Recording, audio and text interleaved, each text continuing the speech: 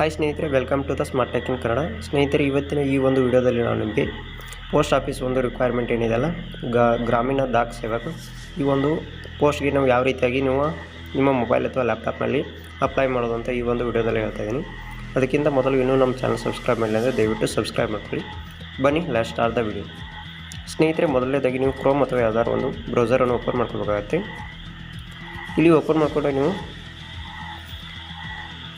Just post office recruitment ಅಂತ search ಮಾಡ್ಕೊಳ್ಳಿ.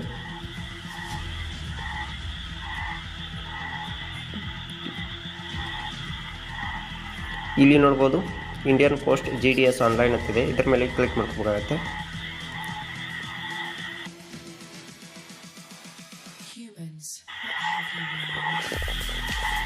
Next ನಿಮಗೆ ಈ ರೀತಿಯಾದ GDS ಆನ್ಲೈನ್ ಎಂಗೇಜ್ಮೆಂಟ್ ಅನ್ನೋದು ಓಪನ್ ಆಗುತ್ತೆ.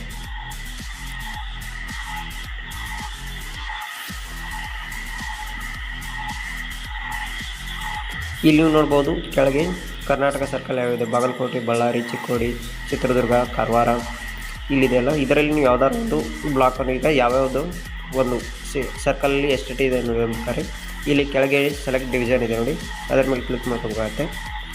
ಈಗ ನಾನು ಬಳ್ಳಾರಿ ಕೊಟ್ಟು ಇಲ್ಲಿ ವ್ಯೂ ಮಾಡಿ ಕೊಡ್ತೀನಿ, ವ್ಯೂ ಪೋಸ್ಟ್. ಇಲ್ಲಿ ನೋಡ್ಬೋದು ನೀವು ಬಳ್ಳಾರಿಯಲ್ಲಿ ಎಷ್ಟು ಪೋಸ್ಟ್ ಇದೆ ಅನ್ನೋದು ಇಲ್ಲಿ ತೋರಿಸ್ತಾ ಇದೆ. ಈ ಬಳ್ಳಾರಿಯಲ್ಲಿ ನೋಡ್ಬೋದು ಈಗ 50 ಪೋಸ್ಟ್ಗಳಿವೆ.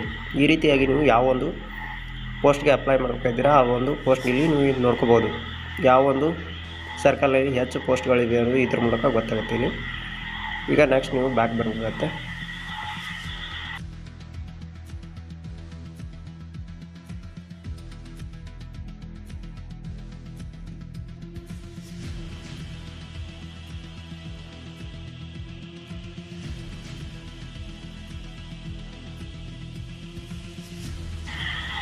ಇಲ್ಲಿ ನೀವು ಮೇಲೆ ನೋಡ್ಬೋದು ಸ್ಟೇಜ್ 1 ರಿಜಿಸ್ಟ್ರೇಷನ್ ಅಂತ ಏನಿದೆಯಲ್ಲ, ಇಲ್ಲಿ ರಿಜಿಸ್ಟ್ರೇಷನ್ ಅನ್ನೋದು ನೀವು ಕ್ಲಿಕ್ ಮಾಡ್ಕೊಬೇಕಾಗುತ್ತೆ. ಈಗ ನಾನು ರಿಜಿಸ್ಟ್ರೇಷನ್ ಏನಿದೆಯಲ್ಲ ಇದರ ಮೇಲೆ ಕ್ಲಿಕ್ ಮಾಡ್ಕೊತೀನಿ. ನೆಕ್ಸ್ಟ್ ನಿಮಗೆ ಈ ರೀತಿಯಾದ ಪೇಜಲ್ಲಿ ಓಪನ್ ಆಗುತ್ತೆ ನೋಡಿ.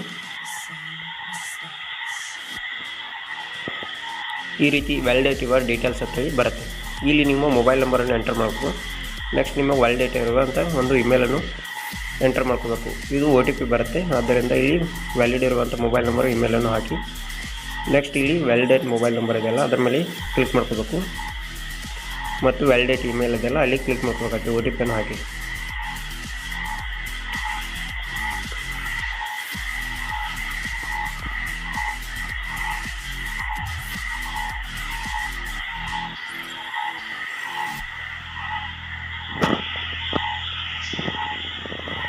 ಇಲ್ಲಿ ನಿಮ್ಮ OTPಯನ್ನು ಈ ರೀತಿ ಬರುತ್ತೆ. ಇದು ನಂಬರ್ ಮತ್ತು ಒಂದು ಕ್ಯಾಪಿಟಲ್ ಲೆಟ್ರ್ ಅಥವಾ ಸ್ಮಾಲ್ ಲೆಟ್ರ್ ಏನಾದ್ರು ಸಿಂಬಲ್ ಅನ್ನೋದು ಬರುತ್ತೆ. ಅಲ್ಲಿ ನಿಮ್ಮ ಮೊಬೈಲ್ ನಂಬರು OTP ಹಾಕುವಾಗ ಈ ರೀತಿಯಾದ ಒಂದು OTP ಬರುತ್ತೆ. ಇದು ನೋಡಿಕೊಂಡು ಎಂಟರ್ ಮಾಡಿ.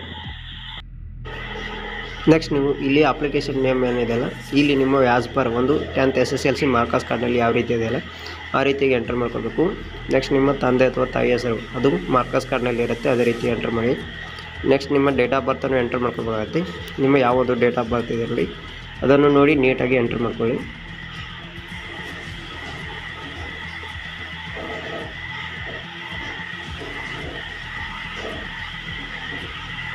ನೆಕ್ಸ್ಟ್ ನಿಮ್ಮ ಒಂದು ಜೆಂಡರ್ ಅಥವಾ ಮೇಲ್ ಫಿಮೇಲನ್ನು ಸೆಲೆಕ್ಟ್ ಮಾಡ್ಕೋಬೇಕಾಗತ್ತೆ.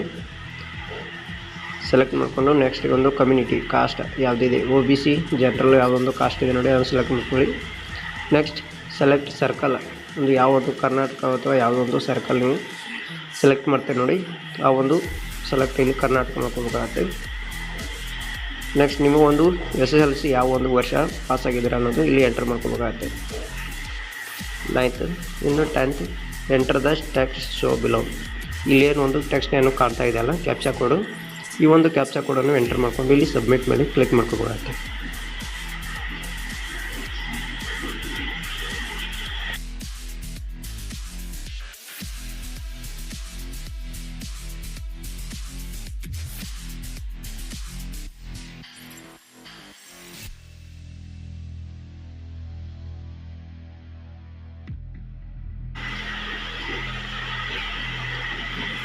ಕಂಟಿನ್ಯೂ ಕೊಟ್ಟ ನಂತರ ನಿಮಗೆ ಈ ರೀತಿಯಾದ ಒಂದು ಪೇಜಲ್ಲಿ ಓಪನ್ ಆಗುತ್ತೆ ನೋಡಿ. Next please continue fill your details below ಅಂತೇಳಿ ಇಲ್ಲಿ ನಿಮ್ಮ ಆಧಾರ್ ನಂಬರನ್ನು ಎಂಟರ್ ಮಾಡ್ಕೋಬೇಕಾಗುತ್ತೆ ಫಸ್ಟ್ ಕಾಲಮ್ನಲ್ಲಿ. ನಿಮ್ಮ ಆಧಾರ್ ಕಾರ್ಡ್ ನಂಬರ್ ಯಾವ ರೀತಿ ಇದೆ ನೋಡಿ ಆ ರೀತಿ ಇಲ್ಲಿ ಆಧಾರ್ ಕಾರ್ಡ್ ನಂಬರನ್ನು ಎಂಟರ್ ಮಾಡ್ಕೋಬೇಕಾಗುತ್ತೆ. Next are you physical person, disability person ಇದ್ದರೆ ನೀವು ಎಸ್ ಅಥವಾ ನೋ ಕೊಡಬೇಕಾಗತ್ತೆ. ಸೆಕೆಂಡ್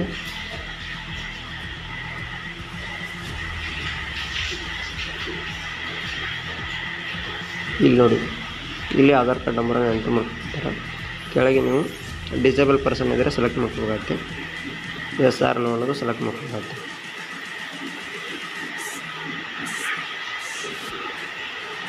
ಈಗ ನಾನು ನೋ ಇದೆ ನೋ ಕೊಡ್ತಾ ಇದ್ದೀನಿ. ಮತ್ತು ನೀವು ಒಂದು ಲ್ಯಾಂಗ್ವೇಜನ್ನು ನಿಮ್ಮ ಒಂದು ಸ್ಕೂಲ್ನಲ್ಲಿ ಯಾವ ಒಂದು ಲ್ಯಾಂಗ್ವೇಜ್ ಕಲ್ತೀರಾ, ಕನ್ನಡ ಇಂಗ್ಲೀಷ್ ಹಿಂದಿ ಇದೆ. ಇಲ್ಲಿ ಕನ್ನಡ ಇಂಗ್ಲೀಷ್ ಹಿಂದಿಯನ್ನು ಸೆಲೆಕ್ಟ್ ಮಾಡ್ತಾ ಇದ್ದೀನಿ.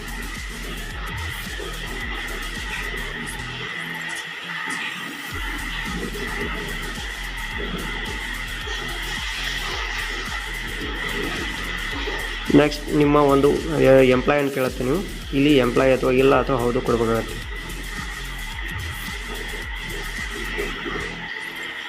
ಇದು ಬ್ಯಾಕ್ ಬತ್ತು, ಸ್ವಲ್ಪ ವೇಟ್ ಮಾಡಿ.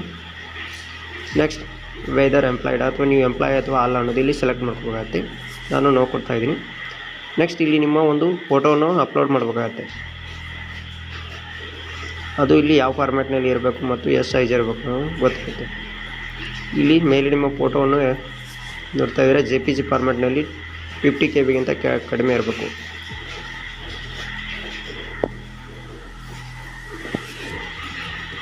ಹಾಗೆ ನಿಮ್ಮ ಒಂದು ಸಿಗ್ನೇಚರ್ ಅನ್ನೋದು 20 KB ಕಡಿಮೆ ಇರಬೇಕು ನೋಡಿ, ಅದು JPG ಫಾರ್ಮ್ಯಾಟ್ನಲ್ಲಿ ಇರಬೇಕು. ಇವು ಎಲ್ಲವನ್ನು ಎಂಟರ್ ಮಾಡಿಕೊಂಡು ನೀವು ಸಬ್ಮಿಟ್ ಅನ್ನೋದು ಓಕೆ ಮಾಡಬೇಕಾಗುತ್ತೆ.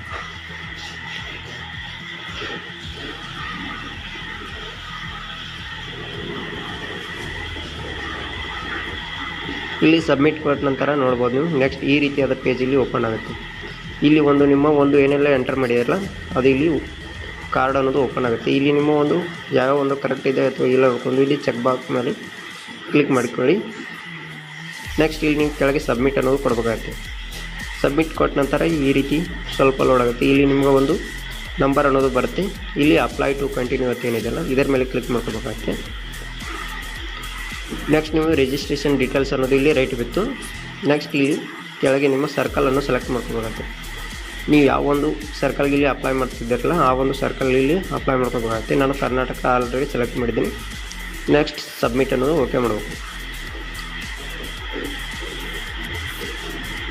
ನೆಕ್ಸ್ಟ್ ನಿಮ್ಮ ಮೊಬೈಲ್ಗೊಂದು OTP ಬರುತ್ತೆ. ಆ OTP ಅನ್ನು ಇಲ್ಲಿ ಎಂಟರ್ ಮಾಡ್ಕೋಬೇಕಾಗುತ್ತೆ.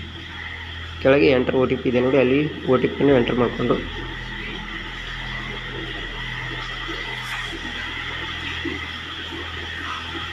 ಕೆಳಗೆ ಮತ್ತೆ ನಿಮಗೆ ಕ್ಯಾಪ್ಚಾ ಕೋಡನ್ನು ಇಲ್ಲಿ ಎಂಟರ್ ಮಾಡ್ಕೋಬೇಕಾಗುತ್ತೆ.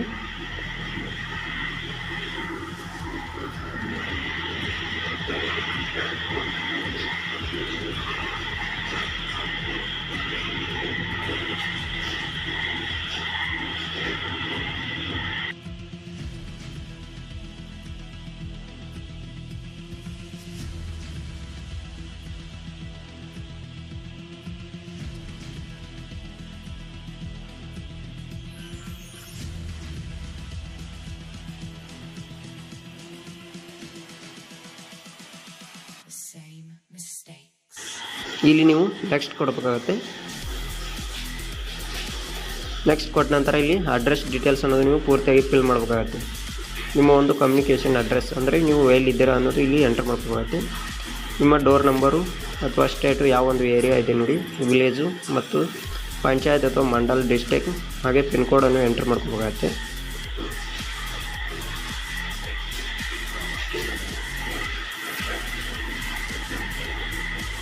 ನಾನು ಫೋನ್ ನಂಬರ್ 1 3rd ಮೇನ್ ಕೊಡ್ತಾಯಿದ್ದೀನಿ. ಅದೇ ರೀತಿ ನಿಮ್ಮ ವಿಲೇಜು ಮತ್ತು ಡಿಸ್ಟಿಕ್ ಅಥವಾ ಮಂಡಲ್ ಪಂಚಾಯತ್ ಏನಿದೆ ಅದನ್ನು ಕೊಟ್ಟು ಕೆಳಗೆ ನಿಮ್ಮ ಪಿನ್ ಕೋಡನ್ನು ಎಂಟರ್ ಮಾಡ್ಕೋಬೇಕು. ಅದು ಸೇಮ್ ಆ್ಯಸ್ ಇದ್ದರೆ ಇದು ಸೇಮ್ ಆ್ಯಸ್ ಕಮ್ಯುನಿಕೇಷನ್ ಅಡ್ರೆಸ್ ಏನಿದೆಯಲ್ಲ ಇದ್ರ ಮೇಲೆ ಚೆಕ್ ಮಾಡ್ಕೊಳ್ಳಿ. ಚೆಕ್ ಮಾಡಿಕೊಂಡು ನೆಕ್ಸ್ಟ್ ನಿಮ್ಮ ಒಂದು ಇಲ್ಲಿ ಕೆಳಗೆ ಬರಬೇಕಾಗುತ್ತೆ. ಕ್ವಾಲಿಫಿಕೇಷನ್ ಡೀಟೇಲ್ಸ್ ಇದೆಯಲ್ಲ ಅಲ್ಲಿ ಬರಬೇಕು. ಈಗ ನೀವು ಒಂದು ಯಾವ ಒಂದು ಬೋರ್ಡ್ನಲ್ಲಿ ಅಂದರೆ ಯಾವ ಒಂದು ಬೋರ್ಡ್ ಇದೆ ನೋಡಿ, ನಿಮ್ಮ ಸೆಲೆಕ್ಟ್ ಬೋರ್ಡ್ ಅಂದರೆ SSLC ಬೋರ್ಡ್ ಯಾವ CBSE ಇದೆಯೋ ಅಥವಾ KBSE ಇದೆಯೋ ಅದನ್ನಲ್ಲಿ ಸೆಲೆಕ್ಟ್ ಮಾಡ್ಕೋಬೇಕು. ನಾನು ಕರ್ನಾಟಕ ಸ್ಟೇಟ್ ಬೋರ್ಡ್ ಇದ್ದಿದ್ದರಿಂದ ಕರ್ನಾಟಕ ಸ್ಟೇಟ್ ಬೋರ್ಡನ್ನು ಇಲ್ಲಿ ಸೆಲೆಕ್ಟ್ ಮಾಡ್ತಾಯಿದ್ದೀನಿ.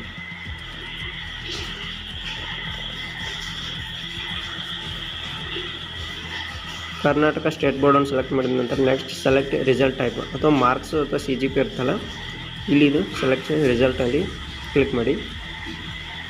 ನೆಕ್ಸ್ಟ್ ಇಲ್ಲಿ ಮಾರ್ಕ್ಸ್ ಅನ್ನೋದು ಸೆಲೆಕ್ಟ್ ಮಾಡಬೇಕಾಗ್ತದೆ. ನೆಕ್ಸ್ಟ್ ಸೇವ್ ಆ್ಯಂಡ್ ಕಂಟಿನ್ಯೂ ಕೊಡಿ. ಈ ರೀತಿ ಬರುತ್ತೆ. ಇಲ್ಲಿ ನೋಡ್ಬೋದು ಕ್ವಾಲಿಫಿಕೇಷನ್ ಡೀಟೇಲ್ಸ್ ಅನ್ನೋದು ಈ ರೀತಿ ಬರುತ್ತೆ. ಇಲ್ಲಿ ನಿಮ್ಮ circle in which secondary school passed ಮತ್ತು ಪಾಸಿಂಗ್ ಇಯರು, ಬೋರ್ಡು, ಅದೇ ರೀತಿ ಇಲ್ಲಿ ನೀವು ಫಸ್ಟ್ ಲ್ಯಾಂಗ್ವೇಜನ್ನು ಯಾವ್ಯಾವ ಓದಿದ್ದೀರಾ. Already science, maths, social science select ಆಗಿರುತ್ತೆ. ಇನ್ನು 3 ಸಬ್ಜೆಕ್ಟನ್ನು ನೀವು ಇಲ್ಲಿ ಎಂಟರ್ ಮಾಡ್ಕೋಬೇಕು.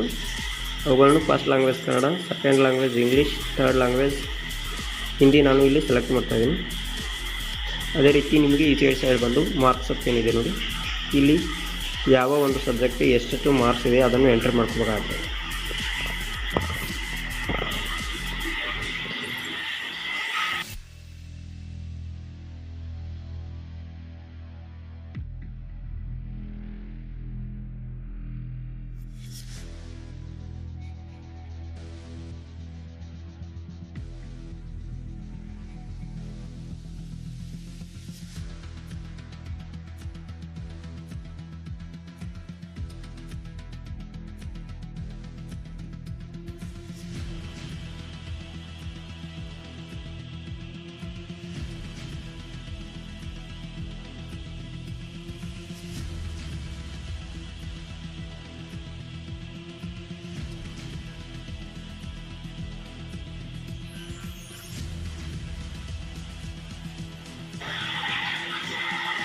ಇದನ್ನೆಲ್ಲವನ್ನು ಎಂಟರ್ ಮಾಡಿದಂದಾಗ ಸೇವ್ ಆ್ಯಂಡ್ ಕಂಟಿನ್ಯೂ ಅಂತ ಕ್ಲಿಕ್ ಮಾಡ್ಕೋಬೇಕು.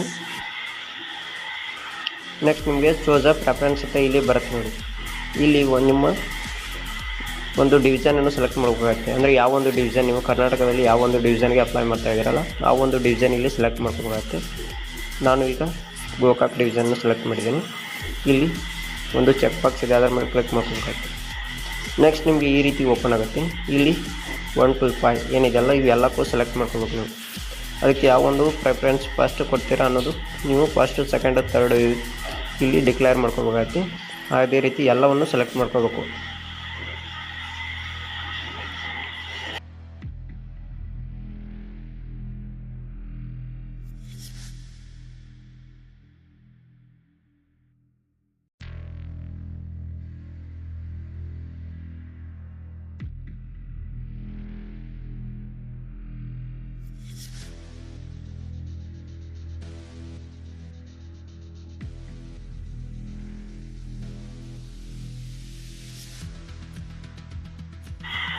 ಸೆಲೆಕ್ಟ್ ಮಾಡಾದ ನಂತರ ಸೇವ್ ಆ್ಯಂಡ್ ಪ್ರೊಸೀಡ್ ಅಂತ ಕ್ಲಿಕ್ ಮಾಡ್ಕೊಳ್ಳಿ. ನೆಕ್ಸ್ಟ್ ನಿಮಗೆ ಈ ರೀತಿ ಪೇಜಲ್ಲಿ ಓಪನ್ ಆಗುತ್ತೆ. ಇಲ್ಲಿ ಮೇಕ್ ಪೇಮೆಂಟ್ ಅಂತ ಒಂದು ಆಪ್ಷನ್ ಬರುತ್ತೆ. ಅದೇ ರೀತಿ ನಿಮ್ಮ register number, mobile number, name, community, ಹಾಗೆ ಎಷ್ಟು ರೂಪಾಯಿ ಪೇ ಮಾಡಬೇಕು ಅನ್ನೋದು ಇಲ್ಲಿ ಬರುತ್ತೆ. ಇಲ್ಲಿ ಮೇಕ್ ಪೇಮೆಂಟ್ ಇದೆಲ್ಲ ಇದ್ರ ಮೇಲೆ ಕ್ಲಿಕ್ ಮಾಡ್ಕೊಳ್ಳಿ.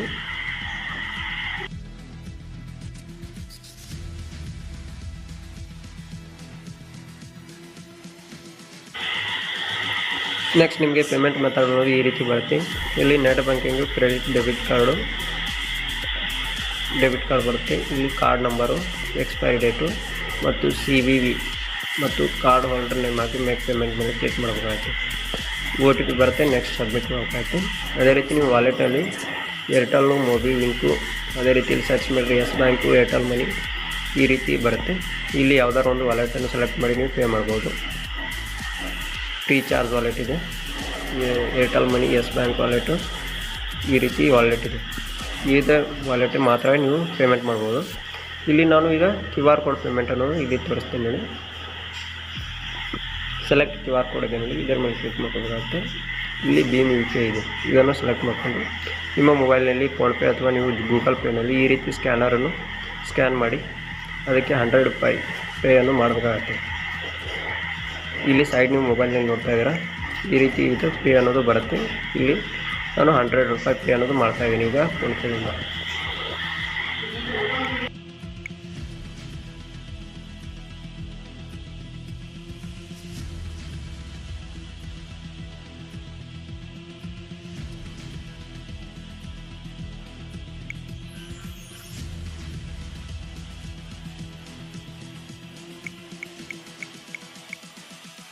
Same.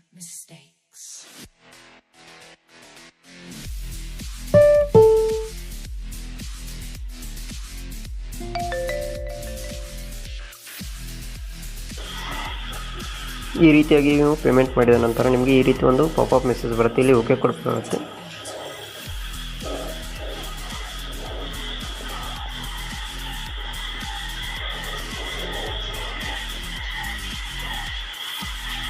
ನೆಕ್ಸ್ಟ್ ನಿಮಗೆ ಈ ರೀತಿಯಾದ ಒಂದು ಇಂಡಿಯನ್ ಪೋಸ್ಟ್ ಸರ್ವಿಸ್ ಒಂದು ಅಪ್ಲಿಕೇಶನ್ ಇಲ್ಲಿ ಓಪನ್ ಆಗುತ್ತೆ ನೋಡಿ. ಈ ಅಪ್ಲಿಕೇಶನ್ ನೀವು ಪ್ರಿಂಟ್ಔಟ್ ತೆಗೆದು ಇಟ್ಕೋಬೋದು. ಈಗ ನಿಮ್ಮ GDS ಅಪ್ಲಿಕೇಶನ್ ಅನ್ನೋದು ಈಗ ಪೂರ್ತಿಯಾಗಿ ಆನ್ಲೈನ್ ಅಪ್ಲಿಕೇಶನ್ ಫಾರ್ಮ್ ಫಿಲ್ ಆಗಿದೆ. ಈ ರೀತಿಯಾಗಿ ನಿಮ್ಮ ಮೊಬೈಲ್ನಲ್ಲಿ ನೀವು ನಿಮ್ಮ ಒಂದು GDS ಅಪ್ಲಿಕೇಶನ್ ಆನ್ಲೈನಲ್ಲಿ ನೀವು ಅರ್ಜಿಯನ್ನು ಸಲ್ಲಿಸ್ಬೋದು. ಈ ಒಂದು ವಿಡಿಯೋ ನಿಮಗೆ ಇಷ್ಟ ಆದರೆ ಒಂದು ಲೈಕ್ ಮಾಡಿ, ಹಾಗೆ ಇದೇ ರೀತಿ ಹೆಚ್ಚಿನ ವಿಡಿಯೋ ನಮ್ಮ ಚಾನಲ್ ಸಬ್ಸ್ಕ್ರೈಬ್ ಮಾಡಿ. Thanks for the watching. See you the next video. Bye. Thank you.